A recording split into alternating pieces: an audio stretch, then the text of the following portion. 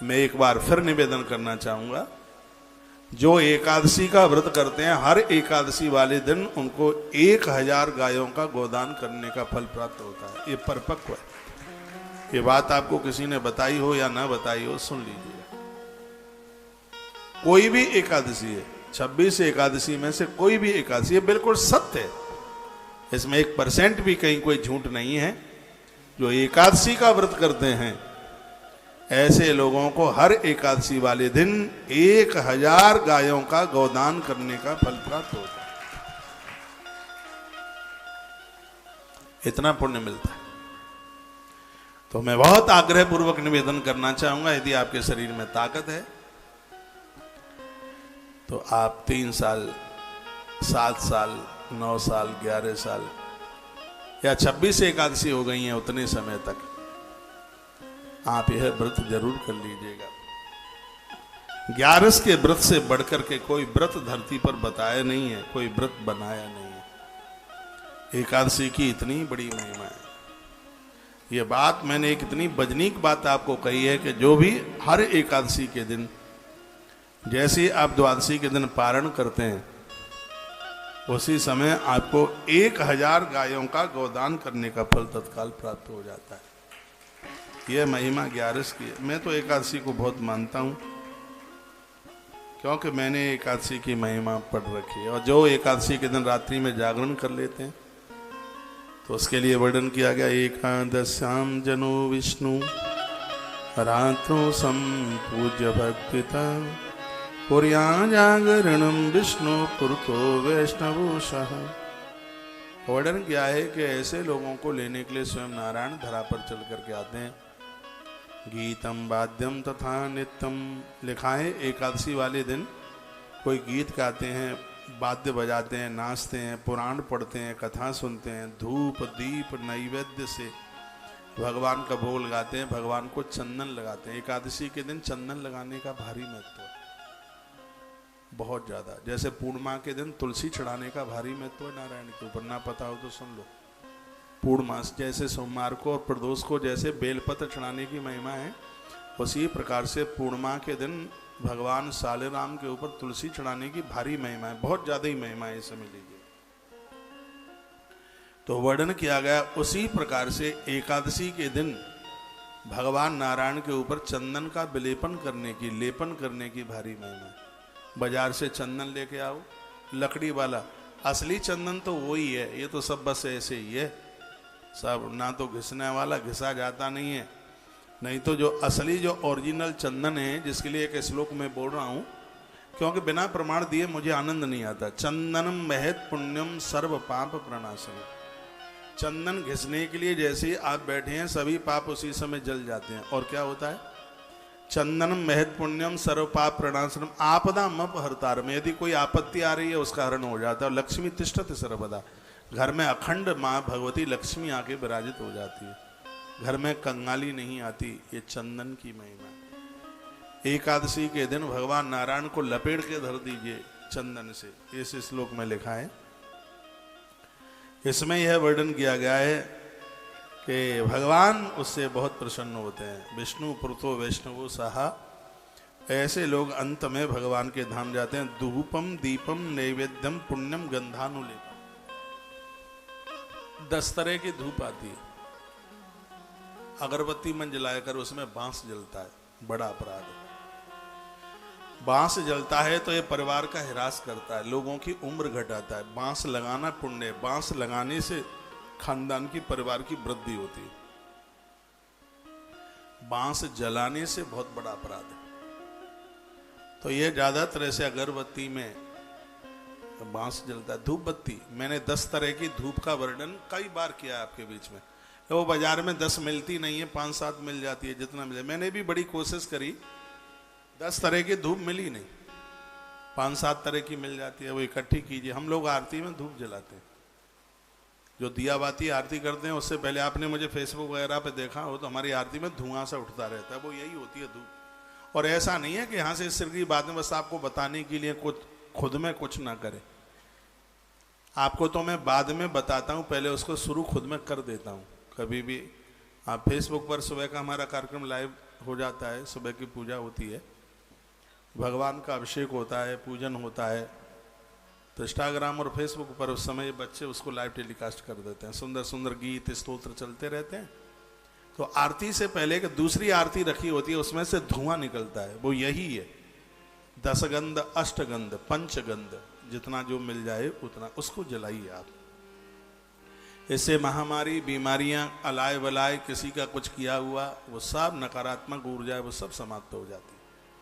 सुबह शाम घर में गूगल जलाया करो, पीली सरसों जलाया करो आग के ऊपर, नजर, जादू, टोना टोटका ये सब कुछ नहीं लगेगा। अग्नि के ऊपर पीली सरसों जलाने की बहुत बड़ी महिमा है। पीली सरसों में थोड़ा सा कपूर डाल लें आप, थोड़ा सा उसमें गूगल, थोड़ा सा लोहवान मिला लें, फिर उसको आके अंगारे के ऊपर जलाएं, आपके घर की सकारात्मक ऊर्जा बढ़ेगी। इससे भूत प्रेत, अलाय बलाय, टोना टोटका, जादू, ये सब कुछ वहाँ टिक नहीं सकते। क्या क्या है फिर बताओ? लोहवान, गूगल, पीली राई और कपूर, इन चीज़ों को मिला करके और आग के ऊपर आप उसे जलाएं।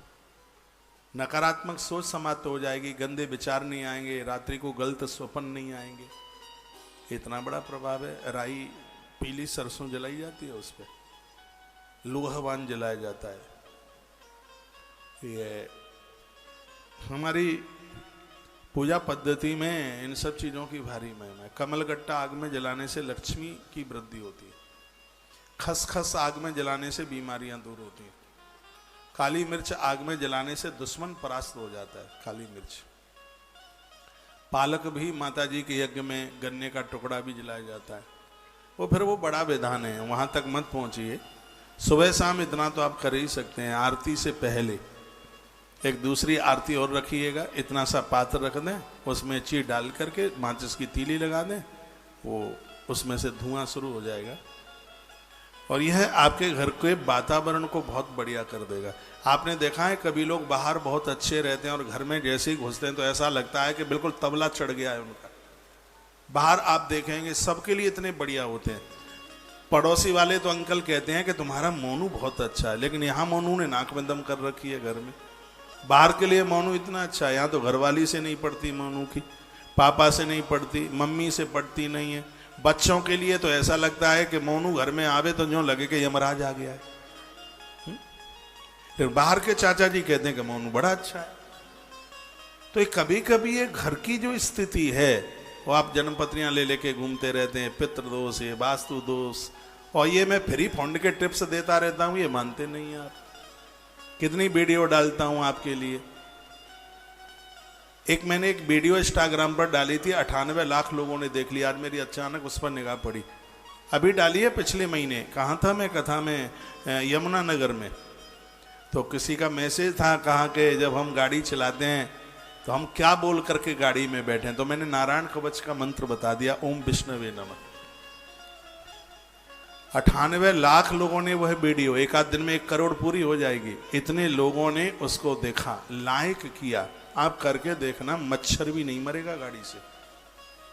हफ्ते में 1 आध बार अपनी गाड़ी के स्टीयरिंग की तरफ, यानी दाहिने तरफ स्टीयरिंग की तरफ, पहिया के आगे पहिए में नारियल सूखा वाला, जिसको गट्टक बोलते हैं, जो भैया ध्वज पर भाई को तिलक करके जो दिया जाता है, आपकी गाड़ी से मच्छर भी नहीं मरेगा। उसमें बैठने वाले सब सुरक्षित रहेंगे। हफ्ते में 1 आध बार, मंगलवार माँ भगवती का दिन है, मंगलवार के दिन दाहिने पहिए के आगे उसको आप रख दीजिए, उसके ऊपर गाड़ी निकाल दीजिए आप। और नई गाड़ी में तो आपको ये करना ही है। नई गाड़ी खरीदने के लिए सोमवार बहुत बढ़िया है, बहुत ज़्यादा बढ़िया है। आप कौन सा भी, चाहे आप 2 व्हीलर, 4 व्हीलर, 10 व्हीलर, 50 व्हीलर, कौन सा भी लेके आ रहे हैं, सोमवार। धरती का देवता महादेव है ना, धरती का देव, स्टीयरिंग पर भगवती बैठती है। तो शिव के दिन में लेके आते हैं तो जगदम्बा आती प्रसन्न होती है। ये छोटी छोटी सी बातें हैं। आप गाड़ी चलाते हैं, ओम विष्णवे नमः, ओम विष्णवे नमः। एक बार हम कथा करने जा रहे थे राजस्थान में, एक जगह सादुलपुर, उधर पड़ता है, चूरू डिस्ट्रिक्ट में। जो यहाँ राजस्थानी भाई बहन बैठे हैं, दादा दादी, उन्हें पता हुआ है ना राजस्थान में। सादुलपुर है, उधर है, चिड़ावा के और उधर है, चूरू डिस्ट्रिक्ट पड़ता है। उस समय रास्ता, आजकल तो कई रास्ते हो गए, उस समय दिल्ली से जाते थे। दिल्ली से रोह तक निकलते हुए और आगे हिसार, हिसार से बाएं हाथ पर चूरू के लिए एक रास्ता मुड़ जाता, वो रास्ता होता था। कथा करने के लिए जा रहा था, 800 गाड़ी होती थी, मारुति 800, और वो ऐसा कुछ हुआ कि 4-5 लोग हम उसमें बैठे हुए थे और गाड़ी पलट गई, बिल्कुल खंदी में गिरी जा करके। लोगों को लगा कि इसमें तो बैठने वाले बचे नहीं होंगे। सबके मुख से एक ही आवाज थी, ओम विष्णवे नमः, ओम विष्णवे नमः, ओम विष्णवे नमः। गाड़ी टूट गई, किसी भी बंदे को खरोंच नहीं थी उस गाड़ी के अंदर बैठने वाले। तो यह मंत्र बड़ा अद्भुत है, नारायण कवच का मंत्र है। नारायण कवच तो बैसाख मास में नारायण कवच की भारी महिमा है, बहुत ज्यादा। धीमे धीमे ये बैसाख का महीना निकल रहा है। नारायण कवच हम 5 तारीख को एक बहुत बड़ा अनुष्ठान करा रहे हैं, जिसमें नारायण कवच के पाठ हैं और भगवान विष्णु का महाअभिषेक है। एक बहुत बड़े विधि और बहुत ज़्यादा विधान के साथ बहुत बड़ा अनुष्ठान है।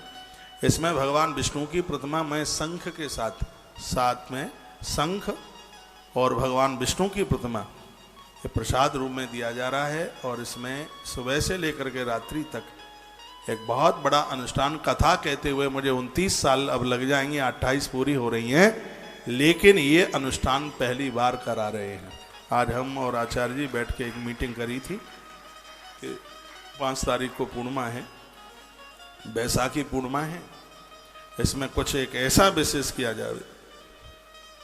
तो ग्रंथों में जिसका आधार माना गया है, आप जहां भी देश के किसी भी कोने में हो, जो रुके हैं जाइए मत, एक बार तो देखिए तो सही कि बैसाखी पर्व कैसे मनाया जाता है। भगवान विष्णु का अभिषेक, सहयोग राशि तो 3100 रुपया है, क्योंकि इतना न लेंगे तो इस आयोजन के खर्चे नहीं पूरे होंगे। उसमें अनुष्ठान ही इस ढंग का, इस तरीके का है। जिनमें विश्वास करता है तो 3100 क्या 31,000 में भी आप नहीं कर पाओगे ये वाला अनुष्ठान। आज से उसके रजिस्ट्रेशन शुरू हुए हैं, आज से ही शुरू हुए हैं उसके रजिस्ट्रेशन। इसका आप रजिस्ट्रेशन नंबर ले लीजिएगा। और 5 तारीख को जो रुके हैं वो तो रुके रहिए, जो मुझे सुन पा रहे हैं अपने घर द्वार परिवार में, तो आप श्रीधाम वृंदावन पधारिए। और बैसाखी पूर्णिमा, जिसको बुद्ध पूर्णिमा के नाम से भी जानते हैं, ये नारायण कवच बुद्धुओं को विद्वान बना देगा, घर के अज्ञान को समाप्त कर देगा। और मुझे लगता है 1.25 लाख महामृत्युंजय का जप एक तरफ और नारायण कवच के बैसाख पूर्णिमा को पाठ एक तरफ, ये समझ लीजिए, उसकी एक ही फलश्रुति है उसकी। तो आश्रम के नंबर सब चालू हैं, जो यहाँ स्थानीय लोग आए हैं, तो वह इस तरीका का अनुष्ठान है कि 3100 रुपया लेने के बाद आप कह के जाएंगे महाराज जी आपने कुछ नहीं लिया, क्योंकि कार्यक्रम इस तरीके का है। इन अनुष्ठानों में क्या होता है 3100 रुपया, ब्राह्मण की दक्षिणा, पूजा का सामान, पूरा का पूरा यज्ञ की सभी सामग्रियां, ये सब कुछ तो उसी में ही है।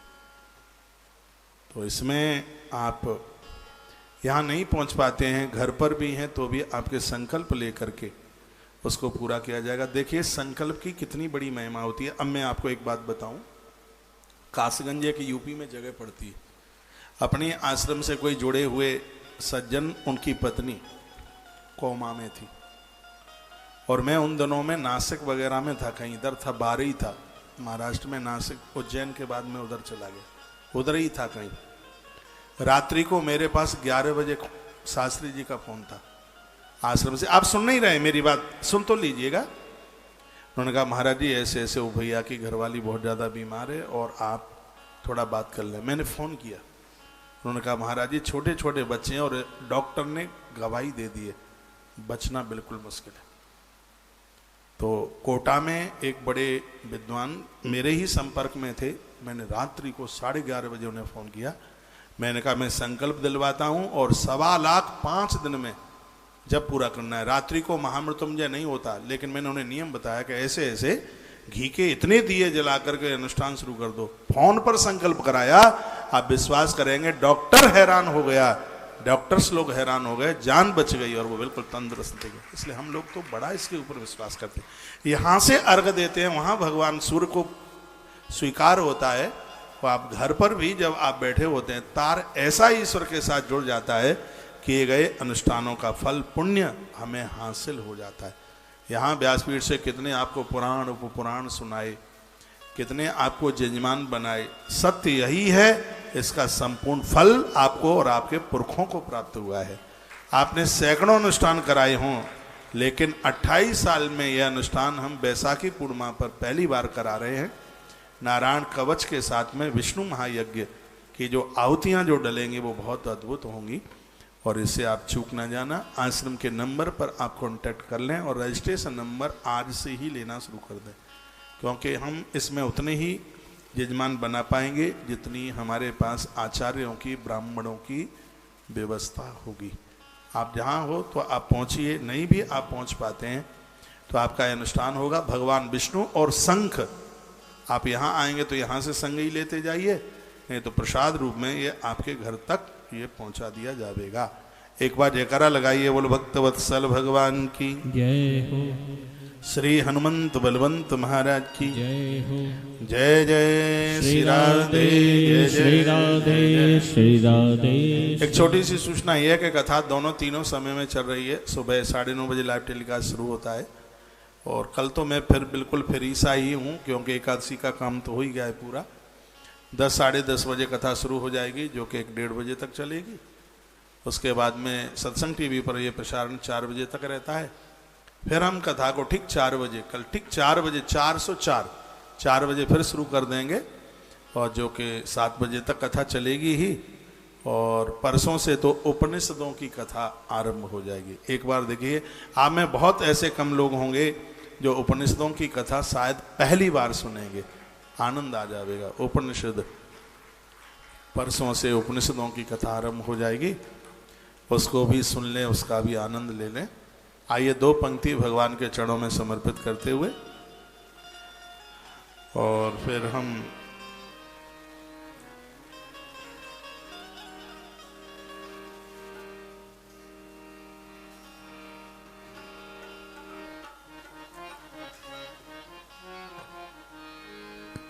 सबरिया ले चल पर ले पा,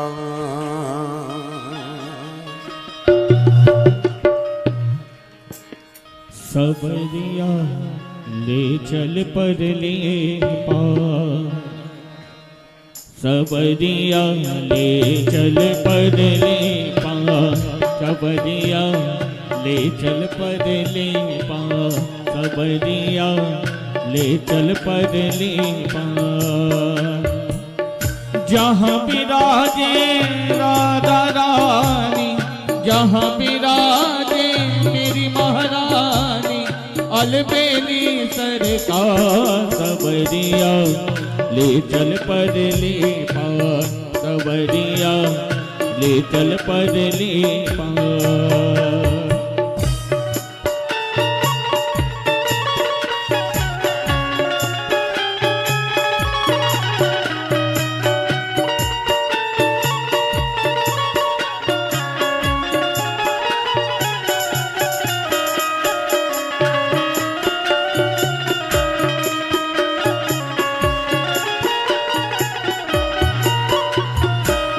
गुण अवगुण सब तेरे अर्पण, पाप पुण्य सब तेरे अर्पण, गुण अवगुण सब तेरे अर्पण, पाप पुण्य सब तेरे अर्पण, यह जीवन भी तेरे अर्पण, बुद्धि सहित मन तेरे अर्पण, मैं तेरे चरणों की दासी, मैं तेरे चरणों की दासी, तू मेरा प्राण अदास करिया, ले चल पर ले पा, कन्हैया ले चल पर ले पा।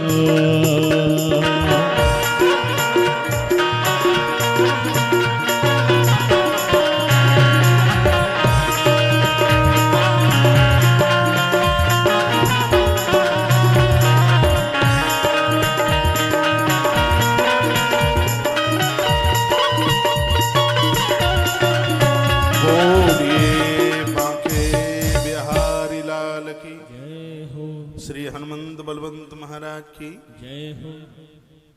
तो वैशाख का महीना और वैशाख के महीने में किया गया सदकर्म अनंत गुना फलदायी होता है। आप एकादशी भांत में सुन रहे हैं जिसमें लिखा है कृष्णस्य नाम मनसा वदन्ति च पुनः पुनः ते तो धन्यतमा ज्ञा अस्याम राष्ट्रो विशेषतः। वह लोग धरती पर बड़े बड़े धन्य हैं जो जागते समय कृष्ण का नाम और रात्रि को सोते समय कृष्ण का नाम लेते हैं। ऐसे लोगों को नित्य अश्वमेध यज्ञ करने का फल प्राप्त होता है। छड़े छड़े तो गोदानम घट्या चैव चतुर्गुणम प्रहरे कोटि गुणतम चतुर्या मेस्व संज्ञकम। इसमें लिखाए हैं जो एकादशी का व्रत करते हैं एक एक क्षण में उनको गोदान करने का फल प्राप्त होता है। अभी आप सुन रहे थे कि हर 11 को 1000 गोदानों का फल प्राप्त होता है। लिखा है छड़े छड़े तो गोदानम, गैया की सेवा करने का गोदान करने का फल उन्हें प्राप्त होता है जो 11 का व्रत करते हैं। तत्फलम कोटि गुणतम तस् संख्यान न विद्यते। जो 11 का व्रत करके द्वादशी को ब्राह्मण को भोजन करा देते हैं तत्फलम कोटि गुणतम। अब ये लिखने लायक बात है पर आप लिखेंगे नहीं। एकादशी के दिन व्रत करके और द्वादशी को आप एक ब्राह्मण को भोजन करा देते हैं तो एकादशी की महिमा करोड़ों गुना ज्यादा बढ़ जाती है। इतनी बड़ी महिमा है इसकी। नर्तनम कुरते यस्तु केशवाग्रे नरोत्तम न फलम ही यते तस्य आजन्म मरणांतिकम। जन्म से लेकर के मृत्यु पर्यंत तक एकादशी का व्रत करने से, भगवान श्री कृष्ण के नाम का उच्चारण करने से इतना बड़ा फल और किसी धर्म कर्म में है नहीं जितना कि है 11 का व्रत करने का। जितनी बड़ी मैं षड्विंश गुण संयुक्त एकादश्याम च जागरणम या करोति नरो भक्ता न पुनर्जायते हुई। नारायण की कृपा से उनको 26 गुण चल के आ जाते हैं जो 26 एकादशियों को व्रत करते हैं, एक को भी छोड़ते नहीं। बहुत लोगों के दिमाग में ऐसा होता है, विचार में ऐसा होता है कि शुक्ल पक्ष की एकादशी कर ली जाए तो बस उसी से व्रत पूरा हो जाएगा। ऐसे ग्रंथ में लिखा है कि एकादशी का व्रत तब ही पूरा माना जाता है जब महीने की दोनों एकादशियों का व्रत किया जाए। ऐसा नहीं है आप एक छोड़ना एक कर लें, उसका कोई फल नहीं है। इसमें कृष्ण पक्ष और इसमें शुक्ल पक्ष दोनों एकादशियों को करना पड़ेगा। लिखा है 60 वर्ष सहस्राणी विष्टाम जायते क्रम। जो दूसरों की एकादशी बिगाड़ते हैं जानबूझकर उनको 60 वर्ष सहस्राणी, उनको 60,000 वर्ष तक मल का कीड़ा बन करके कष्ट भोगने पड़ते हैं। इसलिए कभी किसी का व्रत मत बिगाड़ना, किसी को व्रत करने से रोकना मत, ऐसा वर्णन है। वेद शास्त्र तो नित्यम नित्यम वै यज्ञ याजक। रोजाना वेद पढ़ने से जितना फल प्राप्त होता है, रोजाना यज्ञ करने से जितना फल प्राप्त होता है, एक एकादशी का व्रत करने से उतने फल की प्राप्ति हो जाती है। अब के कुछ ज्यादा ताली जोर से नहीं बजा दी आपने। वेद शास्त्र तो नित्यम नित्यम वै यज्ञ याजक। नित्य अग्निहोत्र करने से यानी रोजाना यज्ञ करने से जितने फल की प्राप्ति होती है उतना ही फल एकादशी का व्रत करने से प्राप्त हो जाता है। नित्य वेद पढ़ने से, शास्त्रों को पढ़ने से जितने फल की प्राप्ति होती है उतना ही फल सिर्फ एकादशी का व्रत करने से प्राप्त हो जाता है। कहा गया है 21 कुलेनैव नरकम प्रतिपद्यते। 21 पीढ़ियों तक लोग नरक में जाने से बच जाते हैं। इतनी बड़ी महिमा 11 की एकादशी की है। तो अश्वमेध सहस्रम वाजपेयी तस्य चह। हजारों अश्वमेध यज्ञ करने से जो फल प्राप्त होता है वही फल 11 का व्रत करने से प्राप्त हो जाता है। हर वैष्णव जनों के लिए इससे बड़ा और कोई दूसरा व्रत नहीं। पितृपक्षे मातृपक्षे भार्या पक्षे तो वाड़े। कल भी मैंने ये बात कही गई है, एकादशी का व्रत करने वाला व्यक्ति पितृपक्ष, पिताजी के पक्ष, मामा के पक्ष का और पत्नी ससुराल के पक्ष की 10 पीढ़ियों को ये मुक्त कर देता है। इतनी बड़ी है महिमा है इसकी।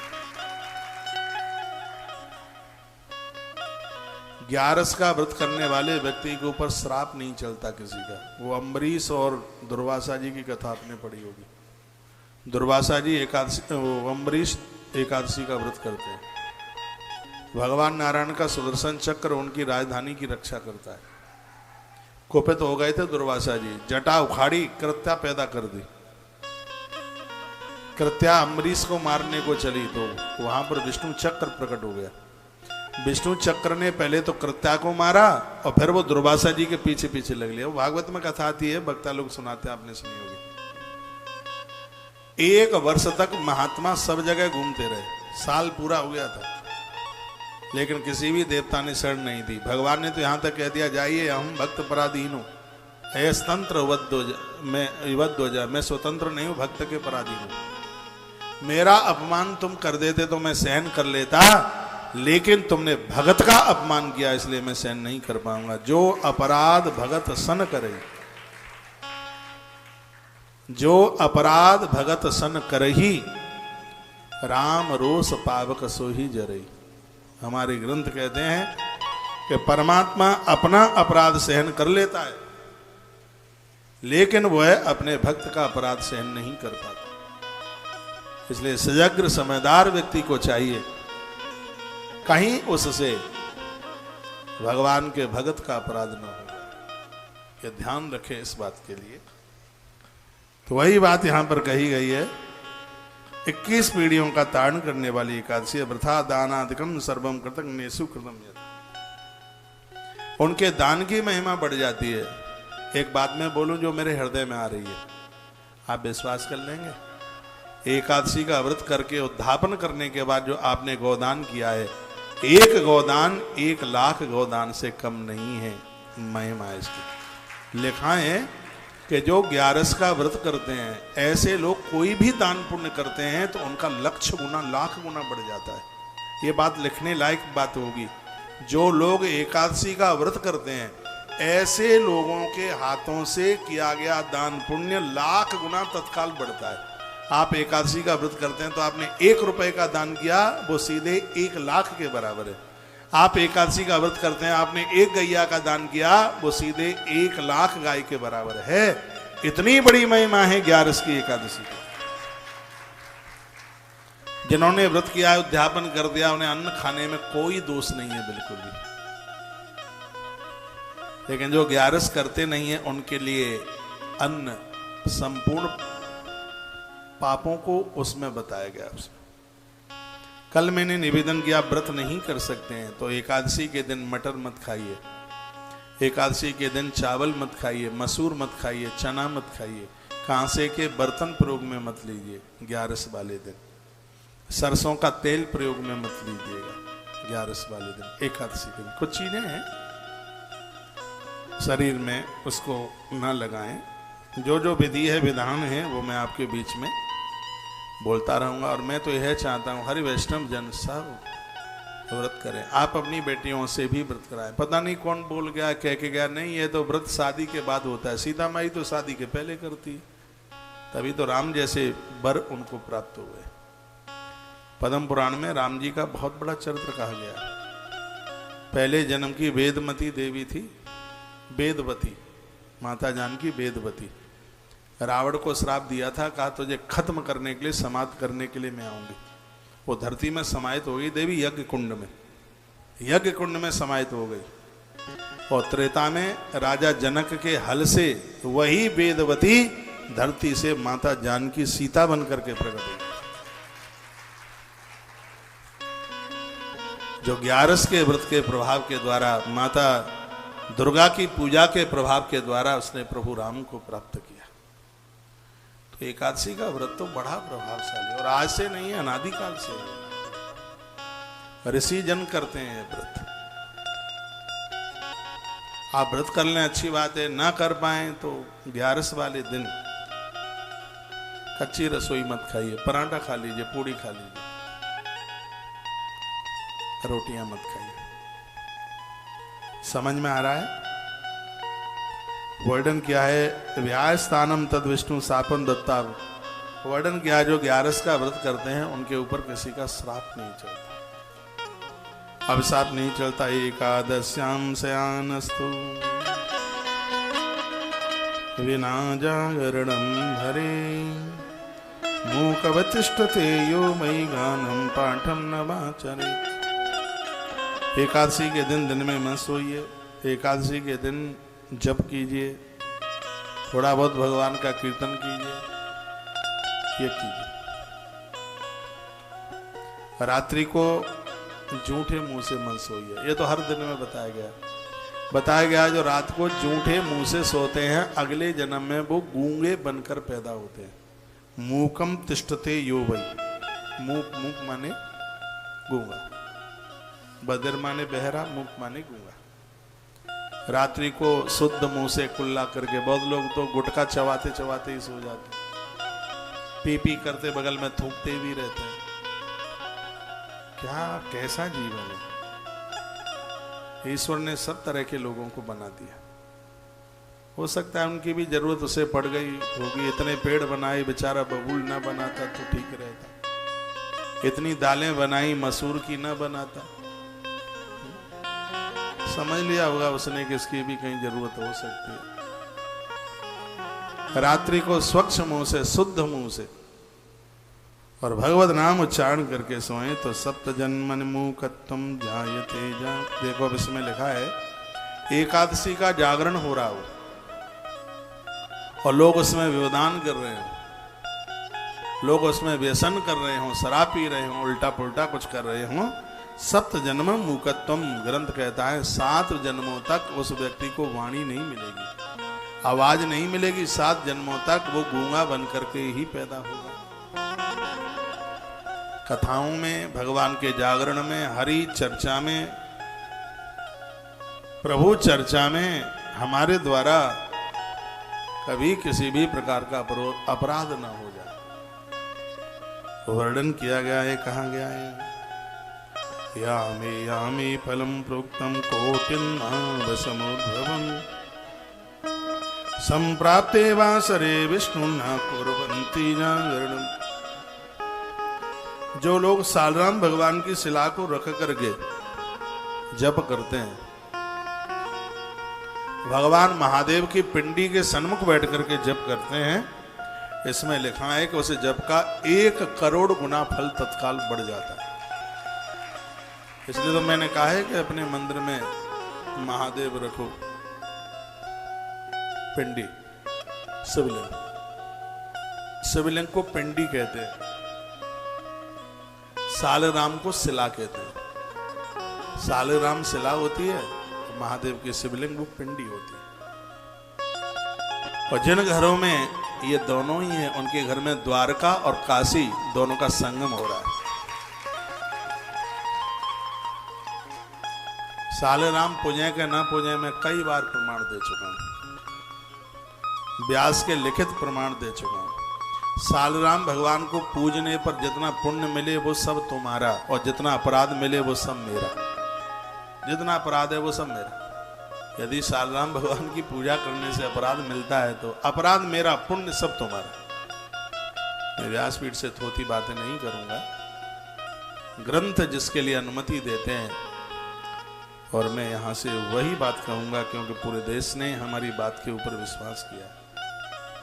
लोग हमसे अपना समाधान खोजते हैं, सुबह फोन करते हैं प्रदोष कब है, प्रदोष कल है, कल का है प्रदोष, कल तो यहाँ अभिषेक भी होगा, शाम को कथा के बाद में अभिषेक करेंगे। तो द्वादशी वासरे प्राप्ते ना कुर्या जागरे हरे। जो यह व्रत करने के तत्पश्चात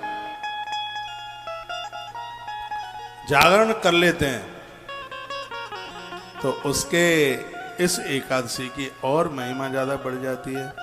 यो भुक्ते वासरे विष्णु यज्ञे पस्वधिको हि स विप्रियम च कृतं तेन दुष्टेने वै च पाप्ना। जो एकादशी के दिन भोजन करता है उसे पशु से भी गिरा हुआ जानना चाहिए, ऐसा वर्णन है।